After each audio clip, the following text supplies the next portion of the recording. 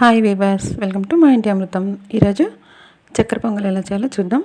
దానికి కావాల్సిన ఒక గ్లాస్ రైస్ అయితే 3/4 గ్లాస్ పెసరపప్పు, జీడిపప్పు, కిస్మిస్, బెల్లం, నెయ్యి, అలాగే కొబ్బరికూర, ఒక చెక్క కొబ్బరికూర తీసుకున్నాను నేను. ఇప్పుడు స్టార్ట్ చేద్దాం. స్టవ్ వెలిగించి కుక్కర్ పెట్టుకొని కొద్దిగా పెసరపప్పు వేయించాలి కలర్ చేంజ్ అయ్యే వరకు. తర్వాత ఒక గరిటె నెయ్యి వేసి జీడిపప్పు, కిస్మిస్ అన్నీ వేయించుకోవాలి. ఇప్పుడు వేయించిన పెసరపప్పులో బియ్యం కలిపేసి ఒకసారి 2 సార్లు కడుక్కోవాలి. నెక్స్ట్ జీడిపప్పు, కిస్మిస్ కూడా వేయిస్తున్నాను.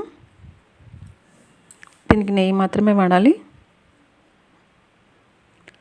అప్పుడే చాలా బాగుంటుంది ఇది. ఇప్పుడు ఈ బియ్యం వేసేసి శుభ్రంగా కడిగేసుకుందాం. కడిగేసుకొని ఇప్పుడు బియ్యం, పెసరపప్పు 2 కలిపి 1 గ్లాస్ అయింది నాకు. 1 గ్లాస్ దీనికి 2 గ్లాసుల వాటర్ వేసి కుక్కర్లో ఉడికించుకోవాలి. ఇలా 2 గ్లాసులు వేసుకొని కుక్కర్లో 2 విజిల్స్ వచ్చిన వరకు ఉడికించుకోవాలి. చాలా ఈజీగా అయిపోతుంది ఇది చక్కెర పొంగలి, అన్నీ రెడీగా పెట్టుకుంటే. నెక్స్ట్ బెల్లం తీసుకొని లైట్గా కరిగించుకోవాలి. పాకం ఏం రావాల్సిన అవసరం లేదు. ఇది 2 విజిల్స్ వచ్చిన తర్వాత తీసుకోవాలి. ఇప్పుడు ఈ 2 కలిపి మనం ఒక 1/2 కేజీ తీసుకుంటే బెల్లం కూడా 1/2 కేజీ తీసుకోవాలి. ఇప్పుడు ఇందులోనే ఉడికిన దాంట్లో కొబ్బరికూర వేసేస్తున్నాను.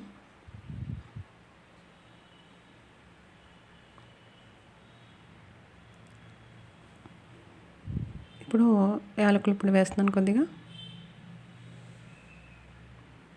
బెల్లం సరిగ్గా తీసుకుంటేనే మనకి కొబ్బరికూర అది వేస్తాం కదా, కరెక్ట్గా సరిపోతుంది. ఇప్పుడు జీడిపప్పు, కిస్మిస్ కూడా వేస్తాను. ఇప్పుడు ఈ కరిగించిన బెల్లం వేసేయడమే.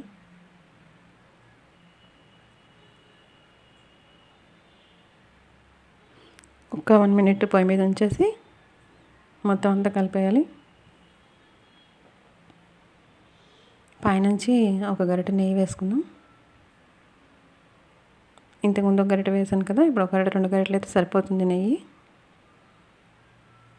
ఇప్పుడు మొత్తం అంతా కలిసేలా కలిపేసుకుందాం.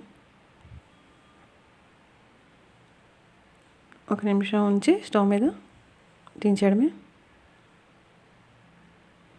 చాలా ఈజీగా అయిపోయింది కదా చక్కెర పొంగలి, అంతే రుచితో కూడా ఉంటుంది.